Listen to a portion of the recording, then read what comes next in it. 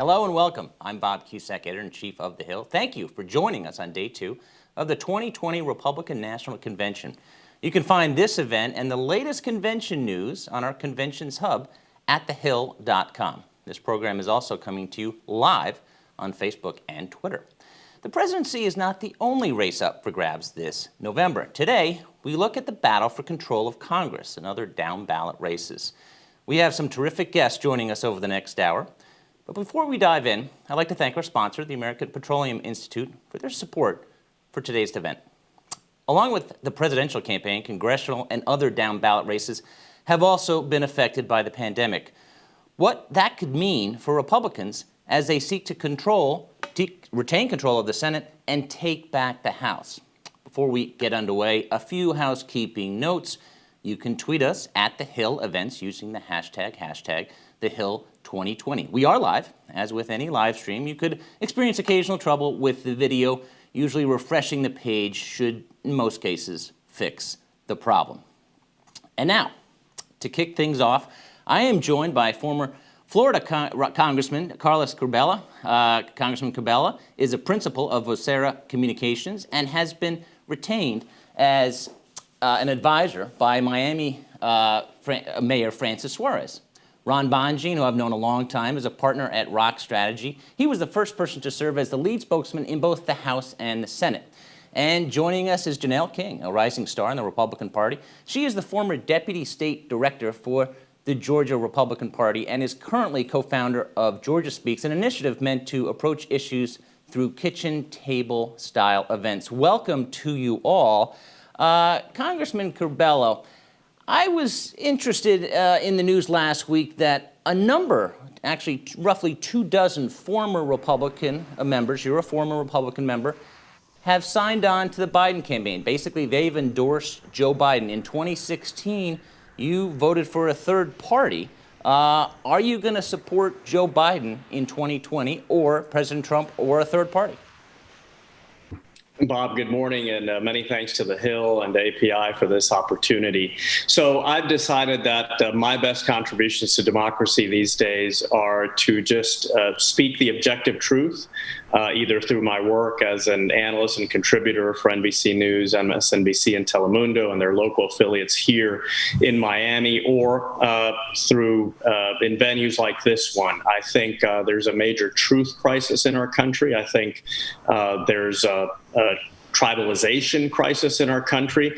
And I think that people who simply call it like it is, analyze what's going on, and share with people their insights, have plenty of contributions to make these days. So I'm not going to be campaigning for either candidate. I'm not going to be endorsing either candidate, and I'm not going to be discussing what I decide to do with my vote this year. Okay, as an analyst, though, Congressman, how do you think last night went? Day one, some say it was a bit dark. At the other flip of that coin is that Republicans coming into this convention have said if Trump is going to win, he's got to make this a choice, not a referendum. What was your analysis of day one? So there was certainly a juxtaposition between the imagery. There were colorful people, which as a person of color, I was very happy to see the diversity that Republicans put on stage. However, the messaging was fairly dark. There was a lot of fear. There was a lot of demonizing of the other side. And I am a fan of campaigns and candidates who propose ideas and alternatives and try to inspire people with new solutions to a lot of the challenges that we face as a society, and certainly there are plenty of those today. So I give them high marks for the imagery, for the diversity that they put on stage, but unfortunately I think the message probably left a lot of people wishing for more, right? What are President Trump's plans for the next 4 years? We already know the Republican Party decided not to produce a platform this year. That was a bit disconcerting because parties that become only about one person or about the cult of personality don't tend to do well in the long term. So, there was some good and some bad last night for sure. Janelle, I want to go to you as far as the convention and the themes and what we saw last night. We did see a lot of diversity in the Republican Party. There's not a lot of diversity as far as representation, certainly on Capitol Hill on the Republican side. How do you think it went? And on the fear side, I mean, to be fair, there was a lot of fear last week on the Democratic side. Basically, you've got to fear a second term of President Trump should he win. What was your analysis of what's been going on so far and what they need to do? Yeah, that's a great point. There was a lot of fear on both sides, and that's because we are living in a scary time. We cannot neglect what's happening. I think what happens on the Republican side is that they showed you the reality of things. They showed you optimism as well. They to discuss many issues that I feel will be awesome when it comes to just kind of inspiring people and building momentum. We clearly have to face the music. We are living in a time where we have a pandemic. You have riots busting out everywhere. You have police officers who are afraid to do their jobs. I mean, this is where we are. Instead of sending a message of, this fantasy of America, I feel that what the Republican Party did last night was it showed the diversity of America. It showed that there are people and real people that are dealing with real crises. And then there are a lot of people who have hope and faith in America. So I thought it was great. I agree. The imagery was awesome. I love seeing so much diversity, and I know we're going to see that throughout the rest of the week. So I think they did a great job. They're off to a good start. Ron, let me go to you as far as the political wins, and you've seen the wins at the Republicans' back, and it seems certainly 70 days away. It's in the Republicans' face. Democrats are feeling good about retaining the House and winning back the Senate, and the polls are good for Joe Biden. But you and I both know that 70 days is an eternity in politics. What does the Republican Party need to do over the next 70 days, as some Republicans say, to turn Joe Biden into a Michael Dukakis, who was also way up in the polls?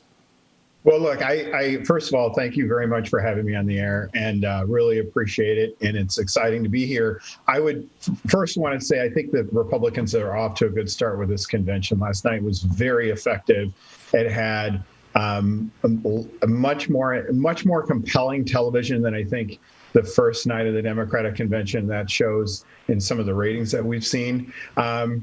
It's going to be really important for Republicans to continue to contrast Joe Biden to this administration, meaning that Biden has been around for decades. And the fact of the matter is that, the Republicans were elected into office because Joe Biden and President Obama, they set up the conditions for that sweeping change in 2016.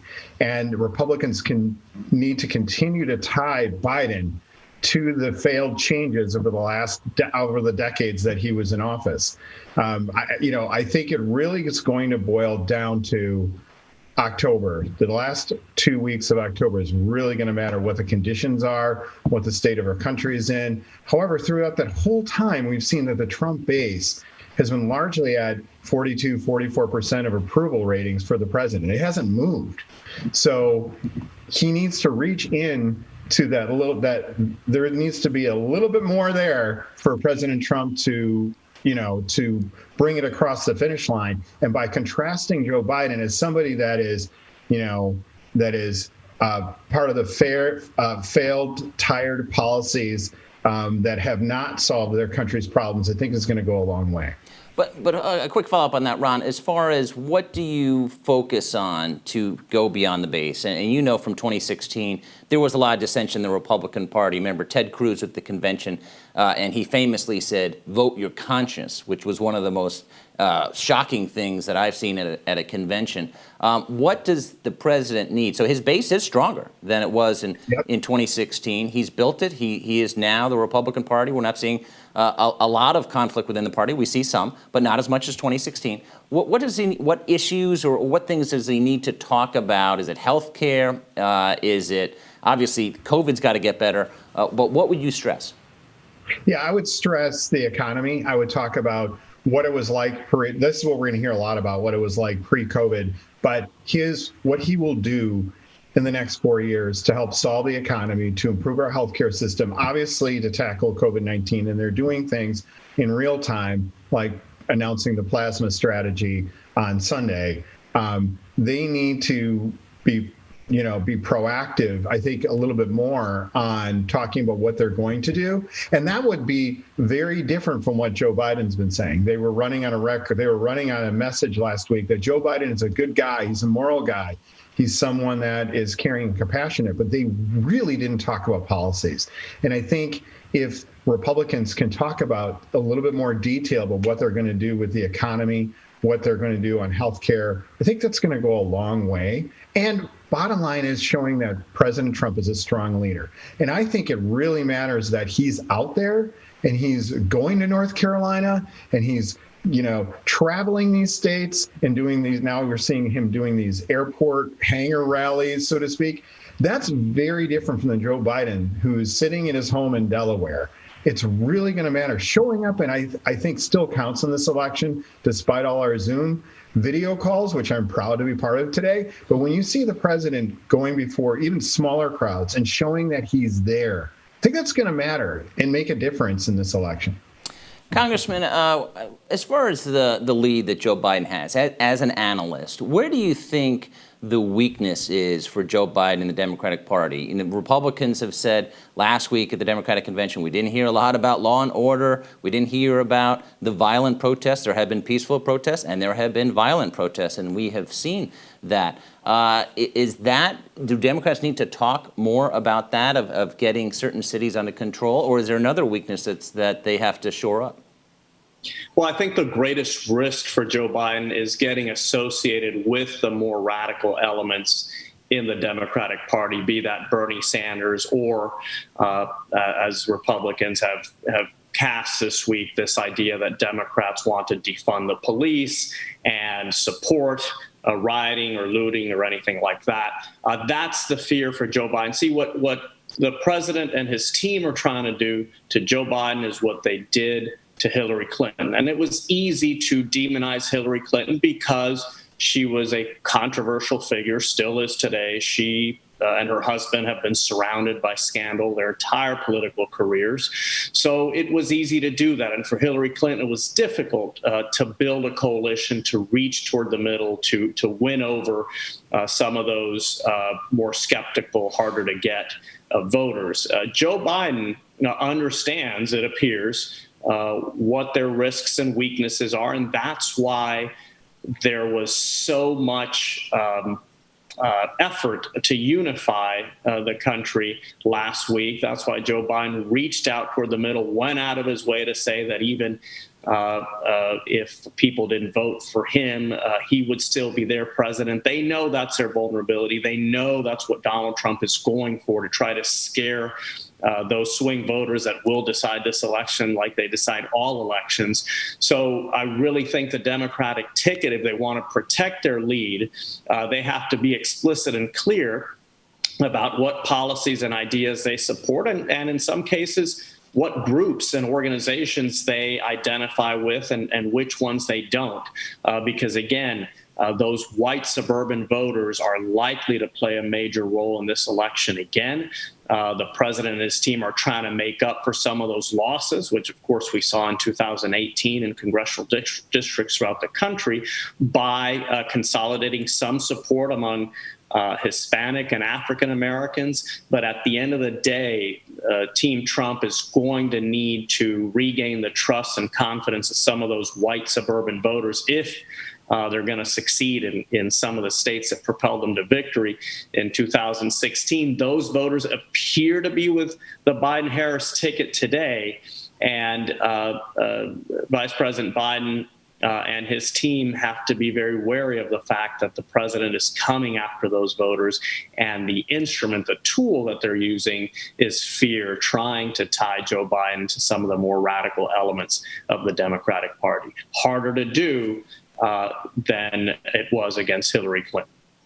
Janelle, I want to talk about your state, Georgia. Two big Senate races in Georgia, and the polls in the presidential race are pretty tight in a state that Trump won in 2016. What is the mood in the state, and are you confident that Republicans can hold both seats? Because if they lose one of those seats, the Senate likely flips. Yeah, so the mood in the States is one of just trying to figure out what's happening with this pandemic, right? So I think that we have to always keep that in the forefront. That's where where their mind is right now. But I will say that I don't see us losing or the Republicans losing the state of Georgia by any means. The reason why I say that is because the message that I heard last night and the message that's coming out of the administration is a message that relates to rural Georgia as well as Metro Atlanta. I do think that there has to be more than just, we want to beat the president, right? So the Democrats are not giving a lot of the residents here any hope that there is an actual platform that's going to make their lives better. But that's what I believe the administration is doing. As it relates to the Senate races, Senator Loeffler is doing a tremendous job with rallying the troops. She went on a tour last week, and I know she's doing another tour this week that is going to move her throughout the state. She's bringing surrogates. I know Senator Tim Scott will be in Georgia this coming Friday. So I know that she is doing really well. She's already surpassed all of her opponents.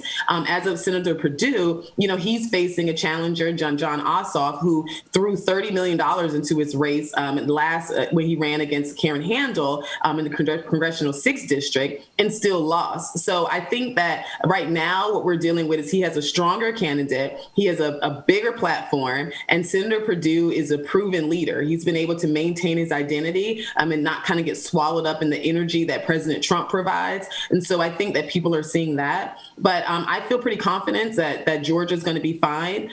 Georgia is definitely the state to watch. And so that's exciting. It's an exciting time to be in politics. Don't have much time. Ron, I want to go quickly to you and then the congressman. Ron, is Florida, the congressman's home state, is that a must-win for Trump in November? Absolutely. President Trump won it last time. It's a key state for him to, to get to re-election.